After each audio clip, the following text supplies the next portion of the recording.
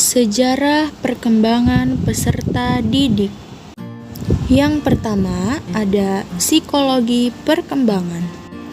Psikologi perkembangan atau developmental psychology pada mulanya dikenal dengan psikologi anak karena perhatiannya yang tertuju pada perkembangan anak-anak. Sejarah psikologi perkembangan bisa dikatakan berawal ketika para ahli mulai berpikir tentang hakikat anak. Perlu diketahui bahwa sebelum itu anak dianggap sebagai orang dewasa yang berukuran kecil, sehingga cara memperlakukan anak sama dengan cara memperlakukan orang dewasa. Dan ternyata perlakuan seperti itu tidak benar. Adanya kesadaran bahwa anak bukan merupakan miniatur orang dewasa pada akhirnya mendorong para ahli untuk menyelidiki kehidupan jiwa anak.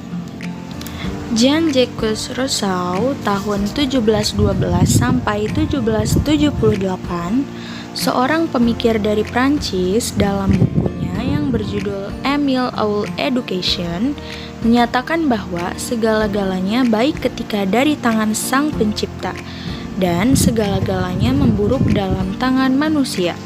Maksud pernyataan tersebut adalah bahwa pada dasarnya kodrat anak itu baik. Namun, apa yang pada dasarnya baik tersebut dapat menjadi rusak karena perbuatan manusia.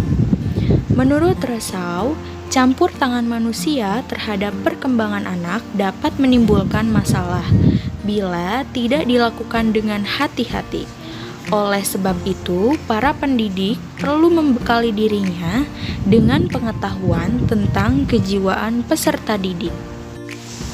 Menurut J.P. Pestalozzi tahun 1746 sampai 1827 dari Swiss, ingin meningkatkan pendidikan di masyarakat dengan cara mengutamakan pendidikan bagi anak-anak. Ia menganjurkan agar pendidikan untuk anak disesuaikan dengan perkembangan jiwa mereka. Hendaknya proses pembelajaran didasarkan pada pengalaman, dimulai dari tingkat yang mudah mengarah pada tingkat yang lebih sulit. Tokoh berikutnya yang juga dikenal sebagai pendidik yang berasal dari Jerman yang menaruh perhatian pada kehidupan anak-anak adalah Friedrich Froebel tahun 1782 sampai 1852. Ia menjadi terkenal antara lain karena kindergarten atau taman kanak-kanak yang telah didirikannya di Blankenburg. Menurut Froebel, taman kanak-kanak adalah tempat bagi anak-anak bermain, bernyanyi, dan mengerjakan pekerjaan tangan bersama-sama. Selain itu, taman kanak-kanak juga sebagai tempat anak melatih daya cipta dengan menggunakan alat-alat permainan. Dengan bermain, aktivitas dan kreativitas anak berkembang. Masih dari Jerman, seorang ahli yang bernama Dietrich Tiedemann pada tahun 1787 mempublikasikan hasil penelitian tentang perkembangan anaknya.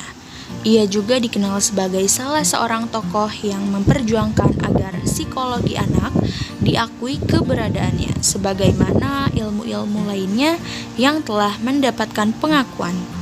Apa yang telah dilakukan Tiedemann ternyata menarik perhatian para ahli. Salah seorang di antaranya adalah Wilhelm Preyer.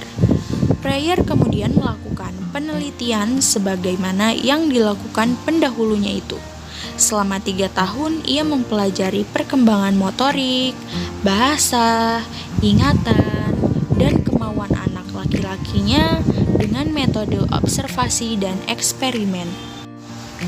Dasar-dasar pemikiran tentang psikologi perkembangan atau psikologi anak menjadi semakin kokoh setelah Preyer menulis buku Die Seele des Kindes tahun 1882. Buku ini menjadi bahan yang berharga bagi perkembangan psikologi anak, sehingga pada akhir abad ke-19 sampai awal abad ke-20, psikologi anak mengalami perkembangan yang pesat sekali. Berkat jasanya ini, Preyer oleh masyarakat ilmuwan dinyatakan sebagai bapak psikologi anak. Sesudah masa Preyer, kehidupan anak semakin banyak mendapatkan perhatian dari para ahli. tokoh-tokoh psikologi perkembangan dari berbagai negara kemudian bermunculan. Di antaranya adalah sebagai berikut. Tokoh-tokoh dari Jerman. Yang pertama, Clara dan William Stern, mempelajari permainan dan perkembangan anak-anak, serta menulis buku Psychologie der Frühkindheit tahun 1914. Yang kedua ada Charlotte Buchler, mempelajari perkembangan bahasa anak-anak. Yang ketiga ada Meman, mempelajari cara berpikir anak-anak. Ia berpendapat bahwa cara berpikir anak-anak masih sugestible.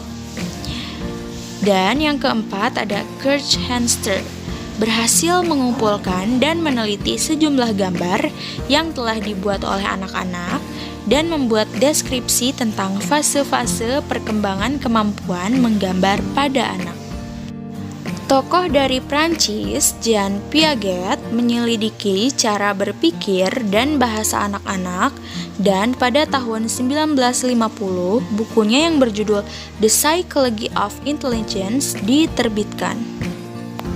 Tokoh dari Belanda yang pertama Profesor Constant, mempelajari permainan anak-anak. Yang kedua Profesor Langeveldt, mengemukakan periodisasi perkembangan. Yang ketiga ada dari Belgia, Dr. De Clory dan Dr. Schouten, mengemukakan tentang pentingnya memperhatikan minat anak dalam pendidikan dan pembelajaran.